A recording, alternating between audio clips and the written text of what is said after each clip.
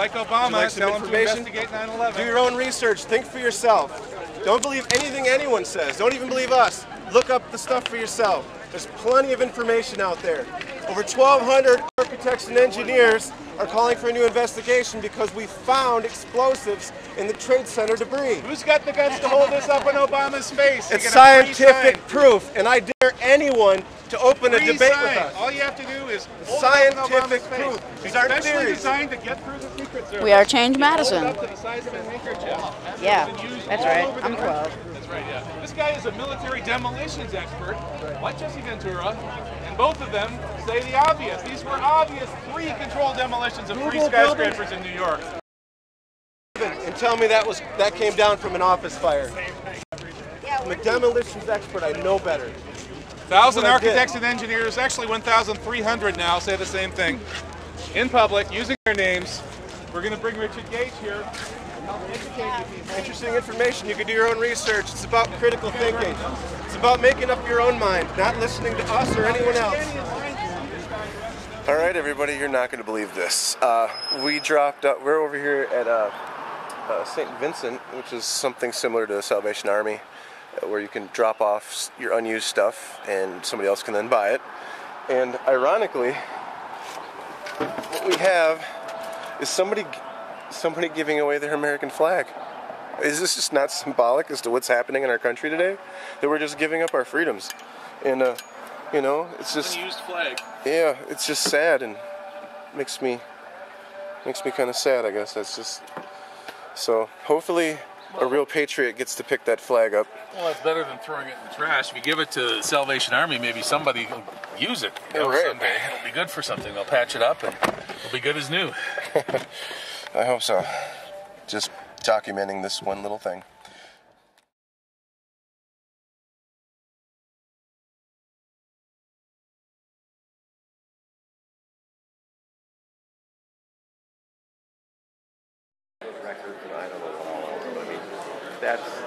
Hello, everybody.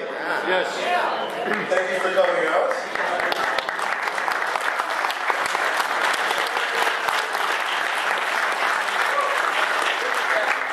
It's great to have the Sifting and Winnowing Club's first event. Such a wonderful turnout. I appreciate you guys being here, especially having the courage to show up. And I hope that you guys have some pretty interesting questions because we're going to have a really powerful Q&A at the end of the presentation. Give you a little background of who I am. My name is Eric Sayward. I'm the organizer for We Are Change here in Madison, Wisconsin. Is there anybody here that's familiar with We Are Change? Yes. We've got We Are Change Oshkosh here, as well as We Are Change Minnesota, showing some support for the Truth movement. I've been doing this probably for the last 3 years. A little bit about my background. I was in the military for 6 years. During and after Desert Storm, my military training was specializing in military-grade explosives. So when I first saw the footage of Building 7 coming down, which you're going to see here in a few moments, it became quite evident to me that this was a controlled demolition. And for something like that to happen, you know, the same day of September 11th, it takes months to plan these things. This isn't something that's put together in a few hours. Quite obviously, there's a lot of things that aren't being discussed. There's a lot of questions that are being avoided. And I personally have questions. And that's why we're here, because we're sifting and we're winnowing and we're trying to get to the truth. And that's what's really important. So what I'd like to do is introduce our first main speaker, Dr. Kevin Barrett, who's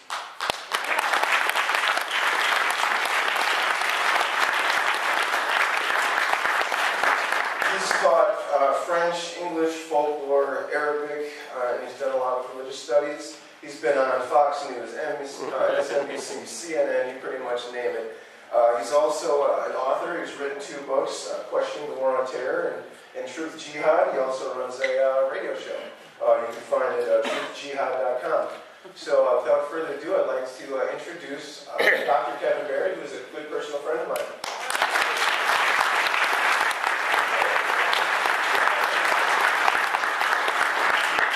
Well, thanks for coming out tonight, and I apologize for the room change, which probably confused more than a couple of you. That's why we started late. We had to do some fearless sifting and winnowing to find a room today. But we finally got one, so thank you. I've taught here, I taught various things here from 1995 through 2006, and during that time, I eventually got interested in politics, which is not my first line of endeavor, and in particular, the issue of what was really going on with the 9/11 and the 9/11 wars. So, my fearless sifting and winnowing around the issue of 9/11 got me sifted and winnowed right out of the university. Both here at UW-Madison, where I have direct information that I was not hired for a job for which I was the best candidate for purely political reasons in, was that 2008, I guess. But I also missed out on a tenure-track job at the University of Wisconsin in Whitewater, for which the then Dean Howard Ross, Howard, are you here tonight? He said he might come. He's probably one of the other rooms. But he also said that I was by far the best candidate and then the only candidate when the other two went elsewhere. And rather than hire me, once they discovered that I had been speaking out about 9/11 and the 9/11 wars on the radio and so on, doing activism, they chose to shut down the entire Arabic Humanities program that had been federally funded and give back 6 figures plus worth of money to the federal government. And there still is no tenure-track Arabic Humanities program at the University of Wisconsin Whitewater. It's my fault. Anyway, enough about me. You all look like fearless sifters and winnowers. So welcome to our first Sifting and Winnowing Club event. Basically, the idea here is that I think that this country and this university has become far too timid over the past 10 years, if not before. We're in a new McCarthyist era. And it's time for people here in Wisconsin, home of the Wisconsin Revolution, to stand up and do something about it and reclaim our freedom.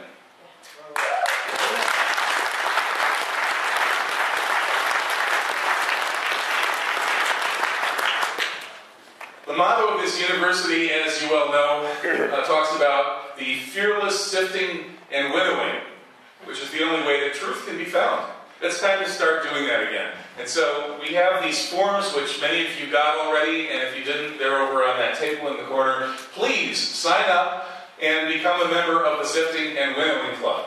This is both a student organization and also an organization of people who feel that the university community should be a place of free speech and absolute academic freedom.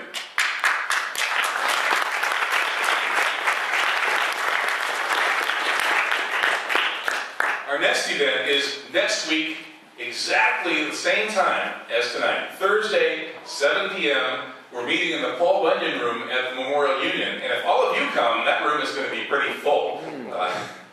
Even the Paul Bunyan isn't there. So we may have to move to somewhere, to the Rathskeller or something. Anyway, 7 o'clock Thursday, our next Sifting and Winnowing meeting. And just a quick announcement, Dr. Bob Rochline over here is another controversial scholar, peace economist. And his world premiere of his film, Peace Economics, is next Tuesday at, was it 7 p.m.?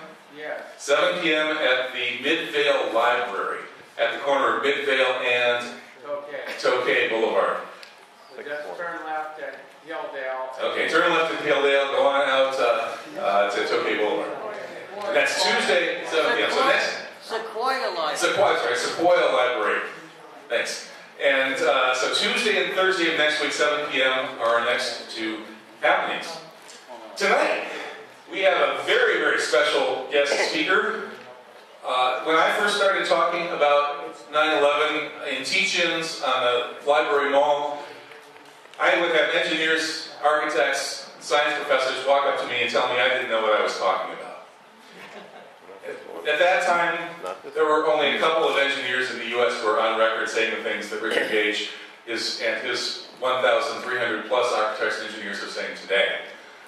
And he is a man of tremendous courage and conviction. He has worked for 20 years in San Francisco as a professional architect. He has designed many steel frame buildings. He's a member of the prestigious American Institute of Architecture. He, as a professional, has put his reputation and credibility on the line when he has decided to speak out about 9/11 and inform architects and engineers for 9/11 truth. He's a tireless advocate for the questions that too few are willing to ask and the truths that fewer still are willing to tell.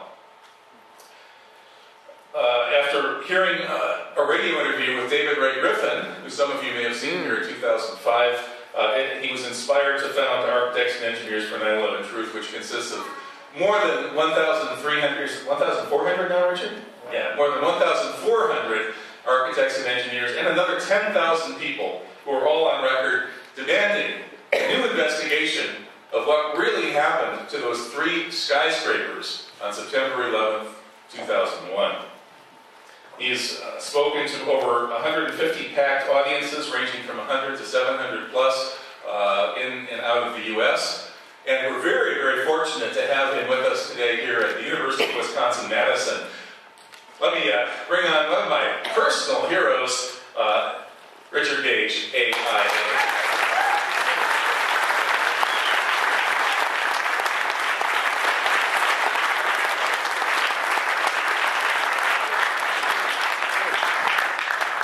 Thank you.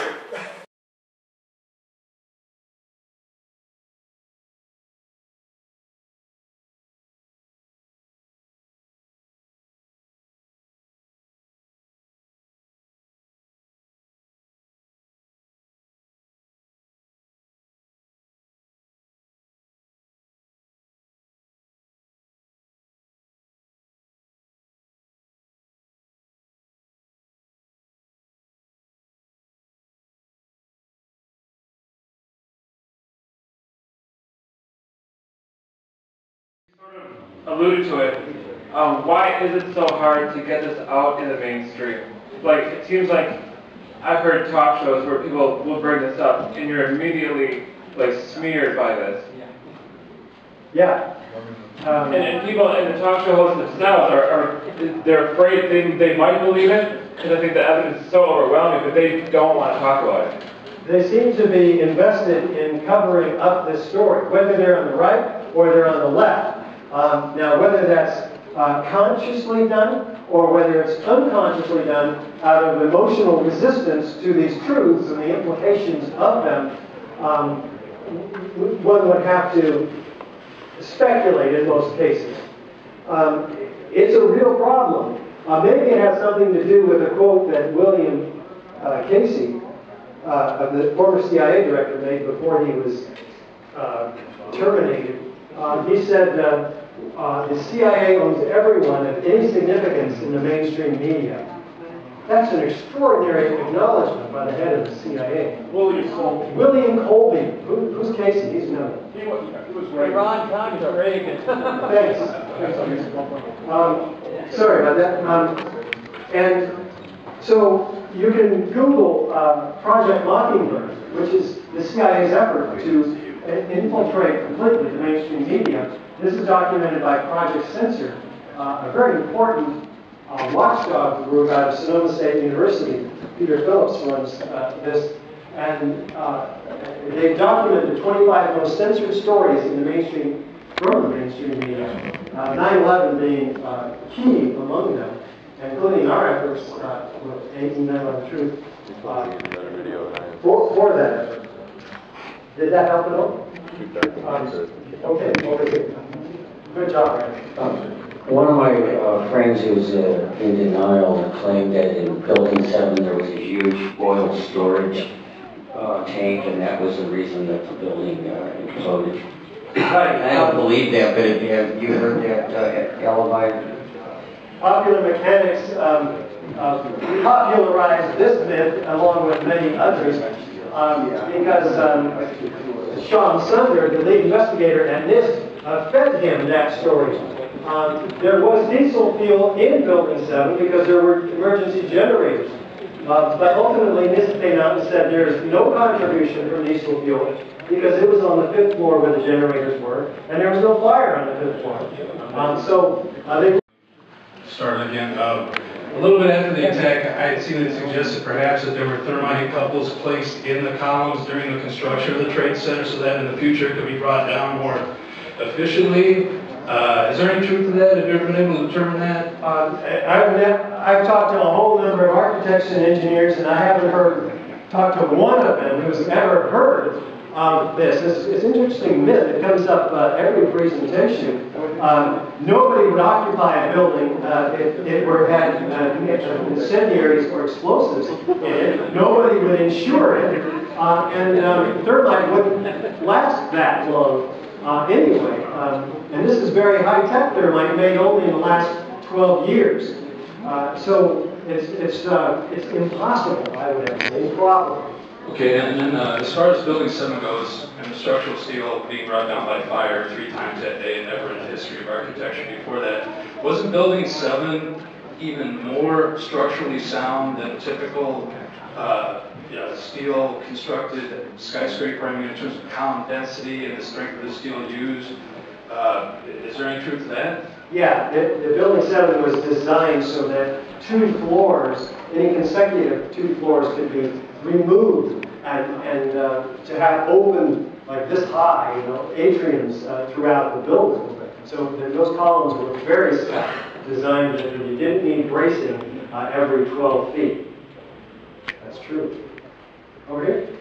If the 9/11 tragedy was a conspiracy by some faction of the government, and the tearing down of the towers was the entree into the events that happened in Afghanistan and what's going on in the Middle East right now, what was the strategic significance of the Pentagon? Why would they have flown a plane into the Pentagon? Well, assuming that Muslim terrorists did it, the reason was because it's an iconic defensive structure for our military, which they don't like. But assuming, well, what you have in the Pentagon is a plane coming into the Pentagon, but flying all the way around the backside of it and then going straight into the accounting office. Why did that happen? Why didn't it just fly straight down into the roof over Donald Rumsfeld's office, who wasn't there, but maybe the rest of them were? Everybody in the 9/11 Truth Movement agrees that we have a cover-up at the Pentagon. They have videos that would show what did or didn't hit the Pentagon. So we're all calling for a new investigation into the Pentagon. Nothing should have hit the Pentagon, though, because the Pentagon is the most highly defended structure in the world, and with very sophisticated missiles, which should have hit an incoming plane. And so we have a number of problems with the Pentagon story. If you want to speak, would you get in front of a microphone, please? Over here now. Eric, we'll be going back and forth. Yeah, I'm trying. There's a lot more people. Is there anybody on this side?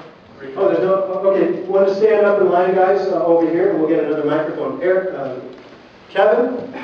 Yeah. Do you have the other microphone? Do I have it? Yeah. There are differences between 7 and 1 and 2. Well, namely, the 7, all the floors are moving at the same time. You have the stack of pancakes, and it seems to be a classic controlled demolition.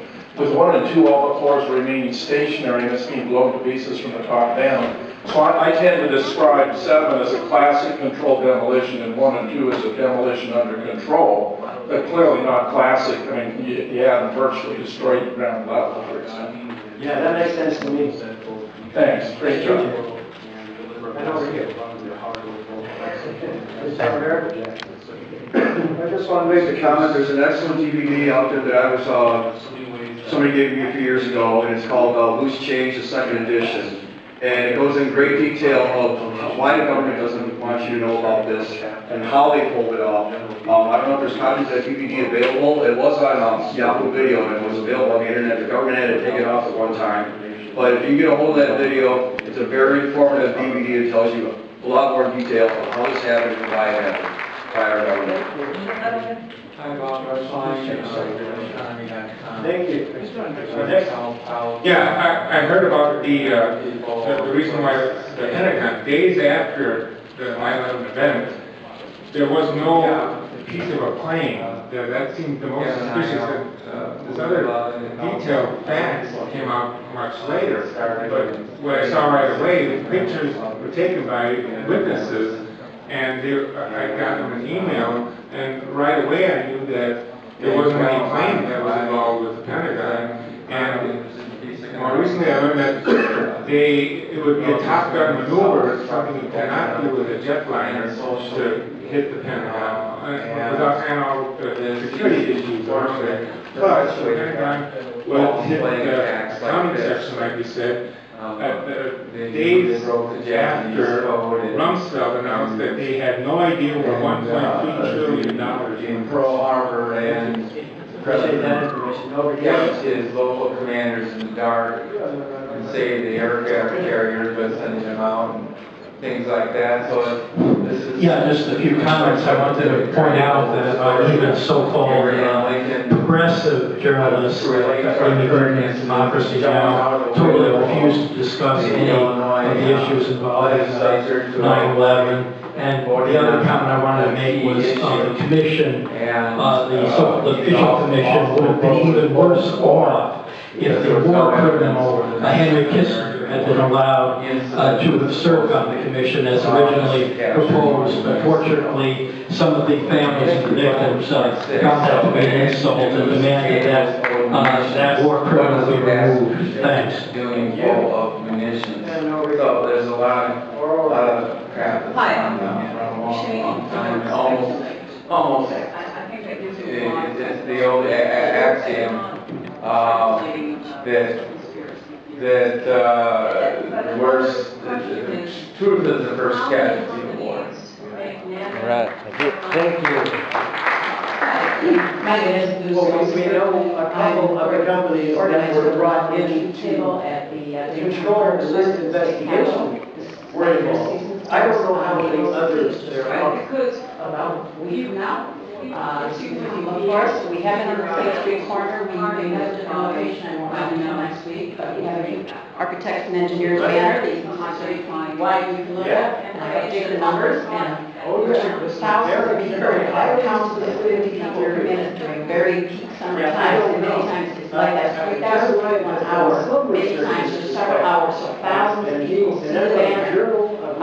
So please come and visit us. We provide information from a number of the professional groups calling during the investigation. Richard mentioned some of those on the slide. We strive to just, as Richard does, speak from an evidence-based perspective and we do not speculate. We're glad to talk with you, emphasize the involvement of hundreds of 9/11 family members in addition to the thousands of scientists and professionals who are calling for a new 9/11 investigation. So please tell your friends. I'm also the coordinator of one of the other professional groups calling for the 9/11 investigation and religious leaders from 9/11 truth. So we may get sensitive and may connect with other people in Madison. But if you know of other religious people, if you ask them to look at our website, rl911truth.org, that would be great. There's resources specifically focused towards religious people, and we are a multi-faith group. So appreciate any open minds, and I think Wisconsinites have shown we are caring and courageous people. So we can do this. Thank you. Thank you. My name is Sean. Feedback there. I'm a father, and most of you can see that's my little girl over there. So I getting involved, putting all my efforts and money and time and everything I can to wake everybody up because it's her future. It's not ours. It's not mine. If we can make an impact and make anything better for them, especially financially, get some truth behind all the corruption. I mean, since I was young, I never took any of the stories about like JFK or Dolph Tonkin. I had a grandfather that was really big into conspiracy. So right away on 9/11, I could tell there was something wrong just because of the protocol of Secret Service was supposed to come in and remove the president willingly or unwillingly to a secret disclosed location. Anybody remember where he was that morning? I don't think that's very secret, but so I'm a father, I'm an activist, and I try to change the world for her and for all our other members of our generation. So we're about to have a financial collapse, and we need to prepare ourselves. And plus, with We Are Change, we get to do something really cool. We are press, and we go out and ask the questions that no mainstream media will ask. So we get to get some accountability. And there's a quote recently by Brzezinski talking with his peers saying, due to the political awakenedness of the country and the world, it's getting harder for us to implement our New World Order. So we are making a difference. We are impacting those New World Order scum, and they will not make my life worse for my little girl. We will find a way out, and all of us that have children. That's what it's about. It's not about us, because we can only leave something for the young and teach them what we know, and try to explain to them what we do with all of our time when we try to change it all. So that's, the little ones are the ones that we're sacrificing our time for. So we should be dedicating all the time as parents, but when we realize the corruption and stuff going on, we have to, as a parent, stand up morally and try to be the change we wish to see in this world. So I'm Sean Wright with Minnesota Change, and thank you guys all for coming. All the way from Minneapolis, Sean Wright. And this is Eric Sayward, We Are Change, Wisconsin. And Eric, what do you need people to do with you, and what are you doing also? Well, we started a group about a year ago when I moved down here. We started having regular weekly meetings, getting information out there. What I find to be the most productive is stuff like this. We were at Cutting Bob Fest last year, and we handed out over 700 newspapers. And I got to hand Jesse Jackson and Architects and Engineers for 9/11 Truth DVD. I've never seen a guy turn so white. But we get out there. I mean, there's different ways you can handle this. One is you can get in the faces of these politicians and you can tell them, look, we know the truth, and we're going to have our day in court, and we're going to hold you accountable. The other thing you can do is you can inform your friends, your neighbors, your co-workers, give them DVDs to watch and invite them to speaking engagements like this and engage in that sort of thing. The other thing you can do is you can prepare prepare yourself, prepare your life, make sure that, things are good at home, that you got food stored, you got, good water and all that other stuff, so that, just be prepared for whatever's going to happen, because if something like 9/11 can happen, who knows what's next, and I only have two words really that sum up how I truly feel about 9/11, and that is never again. Yeah. Thanks for that. My name is Kevin Cohn, and I am a part of the Madison chapter of We Are Change. And 9/11 was the catalyst for me. It was right about when I was 19, about a couple years back. And I saw National Geographic, and I didn't know anything about 9/11. And when I saw people choosing between dying of fire and jumping out of a building to death, it made a fire burn inside me, like, I need to know what happened here. So, I just started researching on my own, and everything that I was told about 9/11 through mainstream media was a farce compared to the information that was out there that wasn't censored. So it just became a catalyst for me to discover everything about our world that's going on today, besides 9/11. So, 9/11 kind of opened my eyes to everything, and that's just what I wanted to say. All right. Thank you. Hi, Mark. Excuse me, I have a cold. I can't talk too well. My name is Mark Wallum. I put the ad in the Isthmus.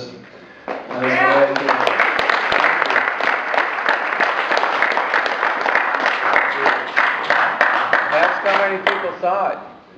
How many people saw the Isthmus ad? Good. How many people came because of the Isthmus? Whoa! Nice, it's working. That really worked. How many people know of any faculty members from the university that actually took me up on the plea? I wanted to use this event as a means to try to engage the academic community in this topic. I've grown increasingly frustrated the past few years with complacency and intellectual dishonesty from spineless journalists, spineless politicians, and lazy academics. Can I say? Don't film that. I'll add that for the YouTube. Oh no.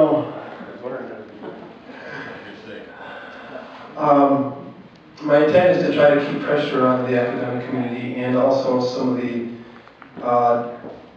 progressive or left-leaning journalists who should be more open-minded and our allies instead of our, well, it's hard to be on the fence on this issue. The more this information comes out, the more you're going to look like an idiot if you keep ignoring it. So what I'd like you to do, if you don't want to get formally involved, at least start talking to friends, family, and coworkers about these things. Your friends aren't going to care if they disagree with you, they're going to listen to you. And the people who are intellectually honest will have enough courage to look at this evidence. And if they don't care about it, I think there's enough people out there who do, and we need to enlist them right now and put pressure on the people who can make a difference, and that is the mainstream media and the academic community. And through them, we can start pressuring politicians, all running for office too. If anybody wants to get involved in anything, I live out of town and I want to host some of these presentations, or types of these presentations to other cities around the state. You just give me contact information if you're interested. That's all I have. That's great. A big hand for everybody hearing so much. Now, we'll take some more questions, but if you want to have a beer with us, come to the nitty-gritty at Francis and Johnson. Is that right? Near Francis and Johnson. Yeah, we know it. Nitty-gritty. Everybody knows the nitty-gritty. All right, so we can answer questions collectively. Let's start with this gentleman.